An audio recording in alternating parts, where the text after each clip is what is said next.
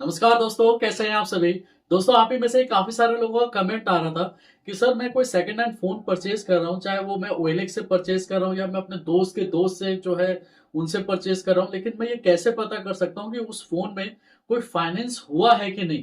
पता चला कि मैंने फोन परचेज कर लिया, उस पर फाइनेंस है और फाइनेंसर ने फोन को लॉक कर दिया, तो मैं इन चीजों से कैसे बच सकता हूँ। तो वही आज मैं आपको बताने वाला हूँ कि अगर आप कोई फोन फाइनेंस करवा रहे हैं, दोस्तों सेकंड हैंड फोन की मैं बात कर रहा हूँ, तो कोशिश कीजिए कि कोई ऑथराइज शॉप से जो है आप उस फोन को परचेज कीजिए, या अपने फ्रेंड, क्लोज फ्रेंड जिनको आप जानते हैं, जिनको आप सालों से जानते हैं, तो आप उनसे फोन परचेज करने का सोचो। खासकर मैं सेकंड हैंड फोन की बात कर रहा हूँ। अभी रिसेंट में ही जो है मैं आपको एक कस्टमर का स्क्रीनशॉट भी दिखा रहा हूँ। उन्होंने मेरे को वीडियो भी बना के भेजा कि सर मैंने जो है फोन तो परचेज कर लिया, लेकिन मैंने उस टाइम पे इतना ध्यान नहीं दिया और आज मैं इस फोन को रीसेट करना चाह रहा हूँ, लेकिन रीसेट नहीं हो रहा। बजाज फाइनेंस सुरक्षा ऐप करके जो है ये ऐप आ रखा है, मैं हर जगह जा चुका हूँ, लेकिन ये अनइंस्टॉल नहीं हो पा रहा है और ना ही जो है इस फोन को मैं फॉर्मेट कर पा रहा हूँ, और जिससे मैंने ये परचेज किया था वो मेरा फोन भी नहीं उठा रहा। तो अब मैं क्या करूं। तो अब यहाँ पर देखिए दोस्तों, अगर आपके साथ भी कुछ इस तरीके का है तो कुछ बातों का आपको भी ध्यान देना पड़ेगा। अगर आपने जैसे ओएलएक्स पे जाके आप फोन परचेज कर रहे हैं, या आप फ्रेंड के फ्रेंड या कोई अननोन पर्सन है जिससे आप सेकंड हैंड फोन परचेज कर रहे हैं, सबसे पहले उस फोन पे आप ये चेक करें कि किसी भी तरीके का कोई फाइनेंस का जो ऐप, जैसे फाइनेंसर का कोई ऐप तो नहीं इंस्टॉल्ड है। अगर वो इंस्टॉल है तो आप उसको बोलो कि इसे अनइंस्टॉल करके दे, या उस फोन को आप फॉर्मेट करके जो है पूरा आप लीजिए, उसको जो है आप पूरा फॉर्मेट कर लीजिए। आप उनको उन्हीं को बोलिए कि आप इसको जो है पूरा फॉर्मेट कर दीजिए और मेरे को दे दीजिए फोन को। काफी बार क्या होता है कि जब अगर उस पर कोई फाइनेंस होगा तो फाइनेंसर उस पर जो है एक ऐप इंस्टॉल कर देते हैं फाइनेंस के टाइम पे। तो उस केस में क्या होता है कि आप जब उस फोन को फॉर्मेट करना चाहते होंगे या उसको जो है रीसेट करना चाहते होंगे, तो उस केस में जो है वो रीसेट होगा ही नहीं।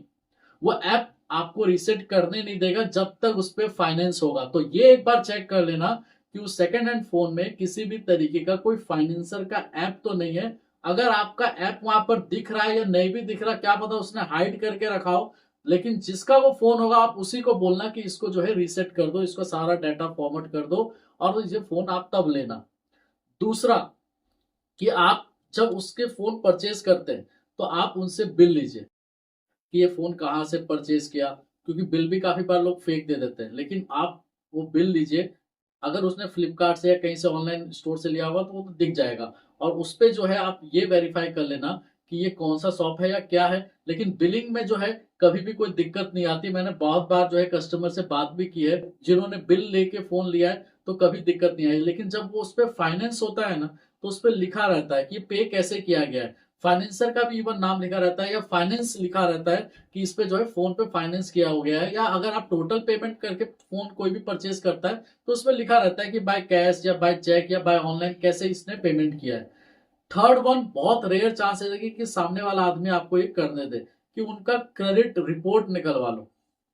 उसके सामने 2 मिनट का टाइम होता है, उसके सामने ही निकलवा लो। क्योंकि अब आप पूछोगे सर ये कि इससे क्या होगा, तो इससे ये होगा कि जैसे मान के चलिए कि मेरे पास ये फोन है जिससे मैं ये वीडियो बना रहा हूँ, इसकी वैल्यू मान के चलो 40,000 रुपए। तो उस केस में आप अगर उसका credit report then and there निकल जाता है, पैसा बाजार, पॉलिसी बाजार, इस सब पे, तो आप वहां पर रिपोर्ट निकलवा लो। अगर उसका क्रेडिट रिपोर्ट पे कोई दिख रहा है फाइनेंस, मान के चलो कि बजाज फाइनेंस या सैमसंग प्लस करके या होम क्रेडिट या आईडीएफसी, तो उस पे जब फाइनेंसर पे आप चेक करेंगे तो उस पे जो वैल्यू होती है लिखी हुई, जैसे अब मैं आपको दिखा भी देता हूँ ताकि आपको क्लियर हो जाए। अब यहाँ पर जैसे क्रेडिट रिपोर्ट निकलवा रखा है मैंने अपना ही, अब यहाँ पर देख सकते हो कि एक लोन दिख रहा है जो 18,000 या 20,000 का फोन की वैल्यू के बराबर ही, जब वो फोन था उस टाइम पे मैंने, आप चेक भी कर सकते हो कि उस टाइम पे उस फोन की क्या वैल्यू थी। अब वो देख लेना कि आपका ये क्रेडिट रिपोर्ट पे अगर उसका दिख रहा होगा पर्टिकुलर उसी अमाउंट का जिस अमाउंट का वो फोन आज से 2 साल पहले हो सकता है या 1 महीने पहले हो सकता है। और उसका टेन्योर देख लेना, क्योंकि जब भी आप फोन फाइनेंस कराते हो या आप जैसे मान के चलो कि आपने कोई फाइनेंसर के पास गए, तो वो मैक्सिमम आपको 12 महीने या 18 महीने तक का ही टाइम देता है। इससे ज्यादा मेरे को नहीं लगता कि कोई देता होगा फाइनेंसर। मैक्सिमम 2 इयर्स तक जो है आपको कोई भी फाइनेंस करता होगा, खासकर मैं मोबाइल की बात कर रहा हूँ। लेकिन अगर किसी का 40,000 का फोन है तो बजाज फाइनेंस भी जो है उसको 8 महीने, 10 महीने या मैक्सिमम 12 महीने तक ही फाइनेंस करती है, या मैक्सिमम 18 महीने तक ही आईफोन जैसे जो कॉस्टली फोन होते हैं उसको फाइनेंस करती है। लेकिन 30-40,000 का अगर फोन होगा तो मैक्सिमम 8 महीने, 10 महीने, 12 महीने तक ही का जो है टेन्योर बजाज फाइनेंस देती है।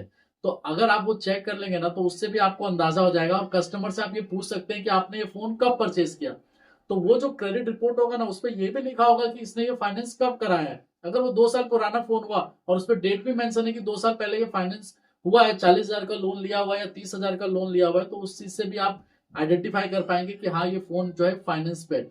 बहुत ही कम चांस होगा कि सामने वाला आदमी आपको अपना क्रेडिट रिपोर्ट चेक करने के लिए दे, लेकिन अगर वो आनाकानी करता है तो आप थोड़ा सा सतर्क हो के यार कहीं और पैसे लगा के कहीं और से फोन परचेज कर लेना, वो सही है। लेकिन यही 2-3 तरीके हैं जिससे आप ये पता कर पाएंगे कि फोन पे कोई फाइनेंस है कि नहीं है। पहला, कि कोई उस पे ऐप इंस्टॉल ना हो। काफी बार जो फोन देने वाला होता है ना, उस ऐप को हाइड कर देता है ताकि कस्टमर को दिखे ही ना, लेकिन बाद में जब वो फोन रीसेट करने जाता है तो रीसेट नहीं होता। तो पहला, कि आप उससे उसी के सामने उस फोन को रीसेट करवा लीजिए, ताकि आपको ये पता चल जाए कि इस पे कोई फाइनेंसर का ऐसा ऐप नहीं है जिसे वो बिना अनइंस्टॉल किए उस फोन को रीसेट नहीं कर सकता। दूसरा तरीका ये हो गया कि आप उससे पक्का बिल ले लीजिए, ताकि आप उससे ये चेक कर सके कि इसने कहां से फोन परचेज किया है, ताकि आप निश्चिंत हो कि पर्टिकुलर इस दुकान से जो है इसने फोन परचेज किया। उसमें सारा कुछ लिखा रहता है कि पैसे गए किस तरीके से, फोन पे फाइनेंस है कि नहीं, वो बिल पे सारा कुछ मेंशन रहता है। थर्ड वन मैंने आपको क्रेडिट रिपोर्ट बता दिया। और इससे भी ज्यादा मैं आपको यही बोलूंगा कि इन सब चक्करों में पड़ने से अच्छा है कि कोई एक दुकान देखिए, शॉप देखिए जो ऑथराइज्ड हो, काफी फेमस हो और काफी लोग उससे फोन परचेज करते हो। तो दुकान में बहुत रेयर होगा जो सेकंड हैंड फोन में डील करते हैं कि उसमें कोई फाइनेंस निकले, क्योंकि जो आपको फोन बेच रहा है, दुकान जो आपको फोन दे रहा है, वो भी जाहिर सी बात है कि वो ऐसा फोन लेगा ही नहीं जिसपे फाइनेंस हो, और वो आपको फोन वैसा देगा भी नहीं जिसपे फाइनेंस हो।